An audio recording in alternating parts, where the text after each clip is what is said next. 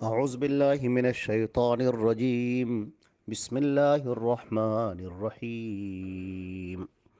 وأن الذين لا يؤمنون بالآخرة أعتدنا لهم عذابا أليما.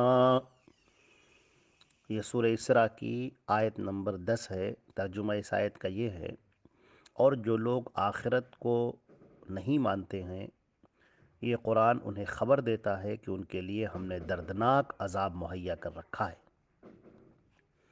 اس سے پہلے جو بات آئی تھی کہ یہ جو قرآن پاک ہے یہ سیدھے راستے کی طرف رہنمائی کرتا ہے اور مومنین کو بشارت دیتا ہے کہ جو نیک کام کرنے والے ہیں ان کے لیے اجر کبیر ہے، بہت اجر عظیم ہے ان کے لیے۔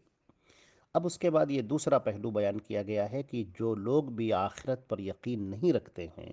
تو ہم نے ان کے لیے دردناک عذاب تیار کر رکھا ہے۔ یہ آخرت کا جو عقیدہ ہے وہ اسلام کا بنیادی عقیدہ ہے، اور یہ وہ عقیدہ ہے جس کے اوپر قرآن پاک نے بہت زیادہ زور دیا ہے اور مختلف اسلوب اور پیرائے میں اس کو بیان کیا ہے۔ اس عقیدے کا مطلب ہے کہ ایک ایسا دن آئے گا جب کہ ایک سور پھونکا جائے گا اور یہ پوری کائنات فنا کر دی جائے گی، پھر دوبارہ سور پھونکا جائے گا اور تمام انس و جن سب دوبارہ زندہ ہو کر اپنے رب کے سامنے حاضر ہوں گے۔ وہ دن یوم الحساب ہوگا، حساب کا دن ہوگا۔ اس دن ہر ایک کا حساب لیا جائے گا اور انسان کے اعمال کے مطابق انہیں جزا یا سزا دی جائے گی۔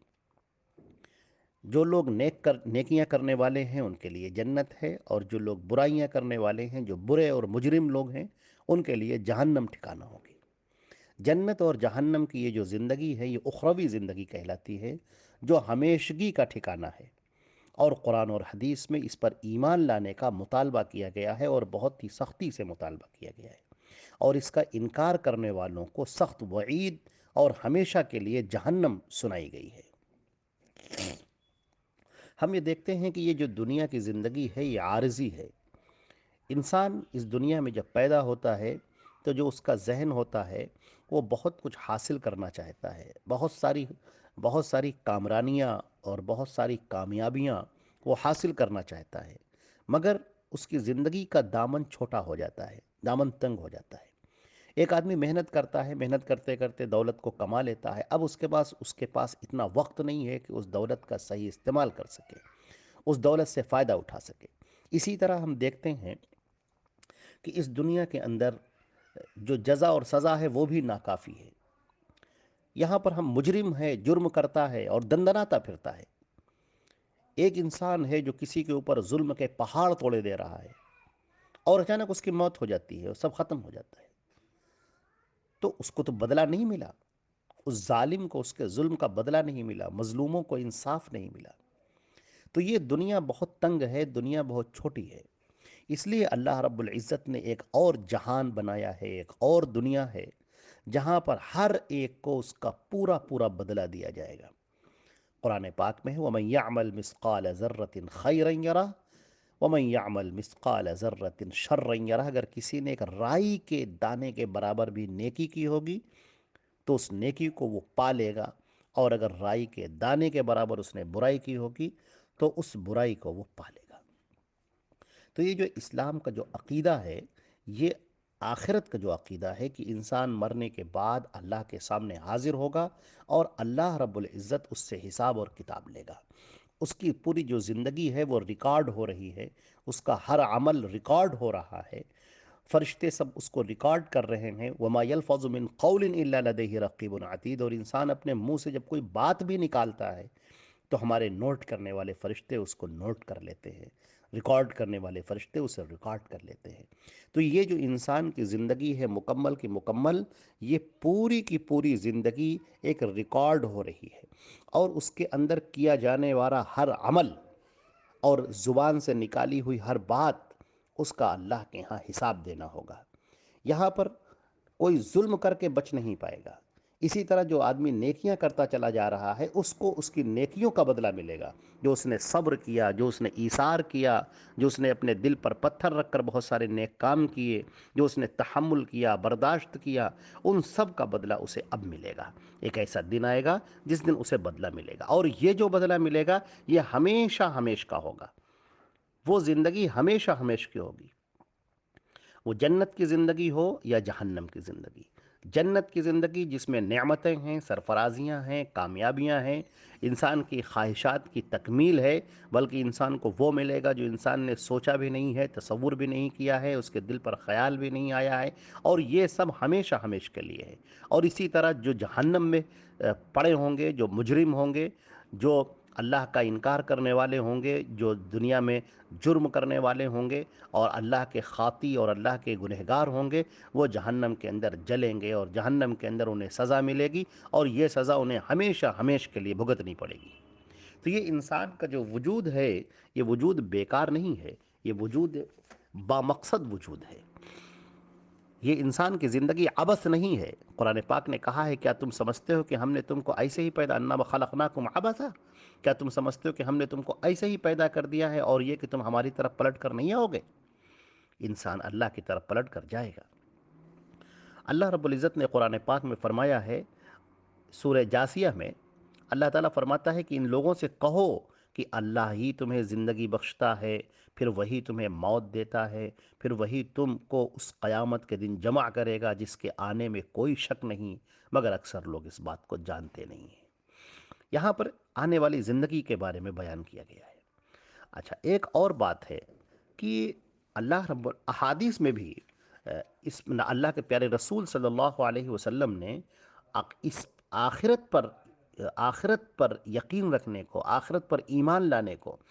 بہت زیادہ بنیادی قرار دیا ہے، اور اس پر آپ نے بڑی محنت کی ہے، اور اس کو آپ نے مختلف طریقوں سے آپ نے سمجھایا ہے،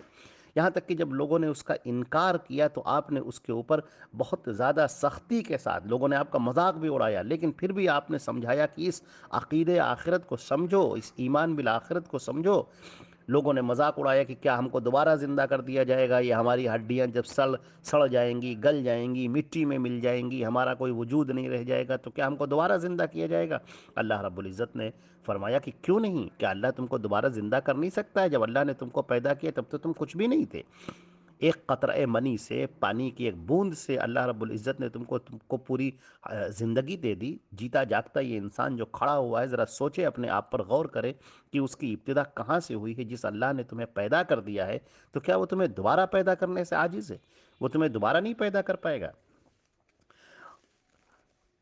لوگوں نے جب آخرت کا انکار کیا، قیامت، حشر نشر، حساب کتاب، جنت جہنم کو ایک وہ سمجھا کہ بس کچھ نہیں ہے، بس ایسے ہی ہے، تو اللہ رب العزت نے اس کے بارے میں اتنی سخت بات کہی ہے، بل کذبوا بالساعہ، سورہ فرقان، بل کذبوا بالساعہ واعتدنا لمن کذب بالساعہ سعیرا۔ بات یہ ہے کہ یہ لوگ قیامت کو جھوٹ سمجھ رہے ہیں، اور قیامت کے جھٹلانے والوں کے لیے ہم نے بھڑکتی آگ تیار کر رکھی ہے۔ اسی طریقے سے فرمایا، فَأَمَّا الَّذِينَ كَفَرُوا وَكَذَّبُوا بِآيَاتِنَا وَلِقَاءِ الْآخِرَةِ فَأُولَئِكَ فِي الْعَذَابِ مُحْضَرُونَ،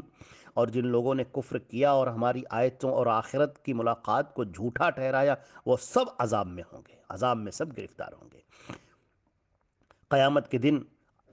فرشتے کہیں گے ان لوگوں سے، وَنَقُولُ لِلَّذِينَ ظَلَمُوا ذُوقُوا عَذَابَ النَّارِ الَّتِي كُنتُمْ بِهَا تُكَذِّبُونَ، اور ہم ظالموں سے کہیں گے اس آگ کا مزہ چکھو جس کو تم جھٹلاتے تھے۔ تو ہم یہ دیکھتے ہیں کہ جو آخرت کی زندگی ہے اس میں تین حقیقت کو اپنے ذہن میں رکھنا چاہیے۔ پہلی بات یہ ہے کہ ایک سور پھونکا جائے گا اور قیامت واقع ہو جائے گی، یعنی ایک بہت تیز سے آواز آئے گی، آواز پہلے مدھم ہوگی، حدیث میں بیان کیا جاتا ہے کہ بالکل شہنائی کسی آواز کی طرح سے ہوگی، مگر یہ آواز پھیلتی بڑھتی جائے گی، بڑھتی جائے گی، بڑھتی جائے گی، یہاں تک کہ کانوں پر گراں گزرے گی، اور یہاں تک کہ پھر دل اور دماغ اس سے پھٹ جائیں گے، اور انسان بے ہوش ہو کر موت کے منہ میں چلا جائے گا اور گر جائے گا۔ تو یہ جو سور کی آواز ہوگی، یعنی ایک بہت تیز سی آواز، یہ سور پھونکا جائے گا اور قیامت واقع ہو جائے گی۔ دوسری بات ہے کہ یہ سور دوبارہ پھر پھونکا جائے گا، یعنی جب ساری مخلوقات مر جائیں گی، ساری مخلوقات پر موت طاری ہو جائے گی، حتیٰ کہ فرشتے بھی زندہ نہیں رہیں گے، یہاں تک کہ جو حملت العرش ہیں وہ بھی باقی نہیں رہیں گے، سب کے سب پر موت طاری ہو جائے گی، تو سور دوبارہ پھونکا جائے گا اور تمام انس و جن اور یہ سب مخلوقات دوبارہ زندہ ہو کر کھڑی ہوں گی اللہ کے سامنے۔ اب اس کا جو تیسرا حصہ ہے وہ حصہ یہ ہے کہ حساب کتاب کے لیے، یعنی اب انسانوں کی جو زندگی جو ریکارڈ کی گئی تھی، اب اس کے مطابق انسانوں کے حساب کتاب کے لیے میزان قائم ہوگی۔ میزان تو کہتے ہیں ترازو کو، یعنی نامہ اعمال تولا جائے گا، اور پھر انسان یا تو جنت میں جائے گا یا جہنم میں جائے گا۔ یہ جو آخرت کا آنے والا دن ہے انتہائی ہولناک ہے، دہشت ناک ہے۔ اگر اس کا تصور ہی انسان کے ہوش اڑا دینے کے لیے اور بدن پر لرزہ طاری کر دینے کے لیے کافی ہے۔ سور کا جو واقعہ بیان کیا جاتا ہے، اللہ تعالیٰ نے قرآن پاک میں فرمایا ہے وَنُفِخَ فِي الصُّورِ، اور جب سور پھونکا جائے گا فَصَعِقَ مَن فِي السَّمَاوَاتِ وَمَن فِي الْأَرْضِ، تو آسمانوں اور زمین میں سب لوگ جو بھی ہیں سب بے ہوش ہو جائیں گے، مگر اللہ جسے چاہے گا، اِلَّا مَن شَاءَ اللَّهُ، سوائے یہ کہ اللہ جس کو چاہے گا۔ ثُمَّ نُفِخَ فِيهِ، پھر اس میں سور پھونکا جائے گا، فَإِذَا هُمْ قِيَامٌ يَنظُرُونَ، اور اس کے بعد وہ ایک دم سے کھڑے ہو کر سب دیکھنے لگ جائیں گے۔ زمین اپنے پروردگار کے نور سے جگمگا اٹھے گی، نامہ اعمال حاضر کیے جائیں گے، نبیوں اور گواہوں کو لایا جائے گا، لوگوں کے درمیان حق کے ساتھ فیصلے کیے جائیں گے، کسی پر کوئی ظلم نہیں کیا جائے گا۔ احادیث میں بھی اللہ کے پیارے رسول صلی اللہ علیہ وسلم نے فرمایا کہ حضرت عبداللہ ابن عمر رضی اللہ تعالیٰ عنہ راوی ہیں، ترمذی کی روایت ہے کتاب التفسیر کی، ایک بدو شخص نے سوال کیا کہ اللہ کے رسول سور کیا ہے؟ آپ نے فرمایا کہ یہ ایک سینگ سا ہے جس میں پھونک ماری جائے گی۔ برائے ابن عازب رضی اللہ تعالیٰ عنہ کہتے ہیں حضرت اللہ کے پیارے رسول صلی اللہ علیہ وسلم نے فرمایا کہ جس فرشتے کو سور دیا گیا ہے وہ جب سے پیدا ہوا ہے وہ سور کو اپنے منہ پر رکھے ہوئے اور اس انتظار میں ہے کہ کب اسے سور پھونکنے کا حکم ملے اور وہ سور پھونک دے۔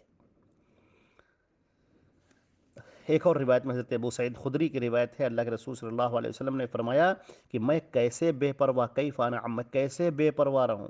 جبکہ سور والے فرشتے نے سور اپنے منہ میں لیا ہوا ہے اور اپنی پیشانی جھکائے ہوئے ہے اور اپنے کان لگائے انتظار کر رہا ہے، یعنی کہ کب اسے اس میں سور پھونکنے کا حکم ملے اور وہ اس میں سور پھونک دے۔ جب سور پھونکا جائے گا تو قیامت برپا ہو جائے گی۔ اس کا بھی ذکر اللہ رب العزت نے کیا ہے کہ جب سور پھونکا جائے گا، یعنی کہ سورہ حاقہ میں بہت تفصیل کے ساتھ میں ذکر ہے اس کا، کہ جب سور پھونکا جائے گا تو زمین اور پہاڑ یہ سب اپنی جگہ سے سب یہ پورے سب ہلا دیے جائیں گے اور ریزہ ریزہ کر دیے جائیں گے، اور اس دن قیامت آ پڑے گی، آسمان پھٹ جائے گا۔ اس دن جو ہے دن بالکل بودا ہو جائے گا، اس کناروں پر فرشتے ہوں گے، تیرے پروردگار کا عرش اس دن 8 فرشتے اپنے اوپر اٹھائے ہوئے ہوں گے، اس دن تم پیش کیے جاؤ گے، تمہارا کوئی بھید پوشیدہ نہ رہے گا۔ سو جسے اس کا نامہ اعمال اس کے دائیں ہاتھ میں دیا جائے گا وہ کہے گا کہ لیے میرا نامہ اعمال پڑھ، مجھے تو یقین کامل تھا کہ مجھے اپنا حساب ملنا ہے، اور وہ ایک بہترین من پسند زندگی میں بلند بالا جنت میں ہوگا جس کے میوے جھکے پڑے ہوئے ہوں گے، اور ان سے کہا جائے گا کہ مزے سے کھاؤ پیو ان اعمال کے بدلے میں جو تم گزشتہ زمانے میں کرتے تھے۔ لیکن جسے اس کا نامہ اعمال بائیں ہاتھ میں دیا جائے گا تو وہ کہے گا کاش مجھے میرا نامہ اعمال دیا ہی نہ جاتا اور میں جانتا ہی نہ کہ حساب کیا ہے، کاش کہ موت میرا کام تمام کر دیتی، میرے مال نے مجھے کچھ فائدہ نہ پہنچایا، میرا غلبہ بھی مجھ سے جاتا رہا۔ حکم ہوگا اسے پکڑ لو، اسے زنجیریں پہناؤ، اسے دوزخ میں ڈال دو، اور پھر اسے ایسی زنجیر جس کی پیمائش 70 ہاتھ کی ہے اس میں جکڑ دیا جائے، جکڑ دو۔ بے شک یہ اللہ عظمت والے پر یقین نہیں رکھتا تھا اور مسکینوں کو کھلانے پر رغبت بھی نہیں کرتا تھا۔ تو اس طریقے سے ہم دیکھتے ہیں کہ قرآن پاک کا جو تذکرہ ہے وہ انتہائی رونگٹے کھڑے کر دینے والا ہے۔ جب اللہ رب العزت کے سامنے لوگ کھڑے ہوں گے تو اس وقت کیا کیفیت ہوگی؟ قرآن پاک میں فرمایا گیا ہے کہ اگر تم دیکھ لو تو دودھ پلانے والی اپنی دودھ پلاتے بچے کو بھول جائے گی، حمل والیوں کے حمل گر جائیں گے، تم کو لگے گا کہ لوگ مدہوش ہیں، کوئی مدہوش نہیں ہوگا، وہ اللہ کا عذاب بڑا سخت ہوگا۔ یہ پوری کائنات درہم برہم ہو جائے گی، سب پر موت طاری ہوگی، کوئی بھی زیرو باقی نہیں رہے گا، اور جب سور دوبارہ پھونکا جائے گا تو لوگ ننگ دھڑنگ، ننگے پاؤں، ننگے بدن سب اللہ کے سامنے حاضر ہوں گے۔ اس میں بہت تفصیل کے ساتھ میں اور بھی بات بیان کی گئی ہے۔ احادیث کے اندر بہت تفصیلات اس سلسلے میں بیان کی گئی ہیں، اور ہمارے لیے ضروری یہ ہے کہ ہم اس عقیدے کو سمجھیں اور اللہ کے سامنے کھڑے ہونے کو سمجھیں، اس یوم الحساب کو سمجھیں، اس یوم الدین کو سمجھیں، اس یوم جزا کو سمجھیں۔ وہ دن جس دن اللہ رب العزت عدالت برپا کرے گا، جس روز لوگوں کو انصاف دیا جائے گا، اور اللہ تعالیٰ فرمایا ہے کہ جس چیزوں کے بارے میں تم جھگڑ رہے ہو اس کے بارے میں ہم فیصلہ کریں گے۔ چنانچہ ہمارے لیے کامیابی یہی ہے کہ ہم حضرت محمد مصطفیٰ صلی اللہ علیہ وسلم کی بات کو مان لیں۔ اللہ نے اس نبی کو بھیجا ہے ہمیں بتانے کے لیے، جنت دوزخ کے بارے میں بتانے کے لیے، ہمیں ہماری زندگی سے آگاہ کرنے کے لیے، آنے والی زندگی ہماری کیسی ہوگی اور اس کو بتانے کے لیے اللہ نے ہمارے پیارے رسول صلی اللہ علیہ وسلم کو بھیجا ہے۔ حضرت نبی کریم صلی اللہ علیہ وسلم نے پتھر کھا کر، مصیبتیں اٹھا کر، اپنا بائیکاٹ سہ کے ہر طریقے سے آپ نے دین کو پہنچایا ہے، تاکہ ہم اس زندگی میں خوش سرخرو ہو جائیں، کامیاب ہو جائیں۔ ہماری زندگی کا دار و مدار اور ہماری کامیابی اسی پر ہے کہ ہم اللہ اور اس کے رسول کی باتوں پر ایمان لائیں، یقین رکھیں، اپنا عقیدہ مضبوط کریں، اللہ کی ذات پر ہمارا اٹوٹ یقین ہو، اللہ کے رسول صلی اللہ علیہ وسلم نے جو بتایا ہے اس پر ہمیں یقین ہو، اٹوٹ یقین، کامل یقین، دل کا پختہ یقین، اور اس اعتقاد کے ساتھ ہم اللہ کے سامنے معافی طلب کریں، گناہوں سے بچیں، دوسروں پر ظلم کرنے سے باز آئیں، نیکیاں کریں، اور ہر وقت اپنی موت کو یاد کریں، آخرت میں اللہ کے سامنے کھڑے ہونے کو یاد کریں، اس ابدی جنت اور ابدی جہنم کو یاد رکھیں اپنے سامنے، اور یاد رکھیں کہ کب ہماری موت آ جائے اور فرشتہ ہماری روح کو کھینچ لے اور ہم اللہ کے سامنے حاضر کر دیے جائیں۔ اس دن کا یقین یہی وہ چیز ہے جو ہمیں اللہ کے نزدیک محبوب اور عمدہ بناتی ہے۔ اگر ہمیں اللہ کی ذات پر اور اس کے رسول کی بات پر یقین ہوگا تو ہماری زندگی میں تبدیلی ہوگی، یہ تبدیلی نیکیوں کی تبدیلی، خیر کی تبدیلی، یہ پورا سماج بہتر ہو جائے گا، پورا معاشرہ بہتر ہو جائے گا۔ یہ ہمارے لیے بہت اہم معاملہ ہے، یہ ہماری زندگی کا ایک اہم موڑ ہے۔ اگر ہم نے اس ایمان کو رکھا، عقید آخرت کو مضبوط کیا، اللہ اور رسول پر ایمان لائے، مرنے کے بعد دوبارہ اٹھائے جانے پر ایمان لائے، تو ہماری زندگی کامیاب ہے۔ اور اگر ہم نے اس پر ایمان نہ رکھا تو ہمارے لیے سخت عذاب، دردناک عذاب ہمارا انتظار کر رہا ہے۔ اللہ رب العزت ہمیں اور آپ کو اللہ کی ذات پر، آخرت کے دن پر، نبی پاک حضرت محمد مصطفیٰ صلی اللہ علیہ وسلم کی لائی ہوئی تمام باتوں پر یقین کرنے کی توفیق عطا فرمائے، اور زندگی کو بہتر بنانے کی توفیق عطا فرمائے۔ اللہ ہمارا خاتمہ ایمان پر فرمائے، ہم سب کا خاتمہ ایمان پر فرمائے، اور آخرت میں جنت عطا فرمائے، جہنم سے بچا لے۔ السلام علیکم ورحمۃ اللہ وبرکاتہ۔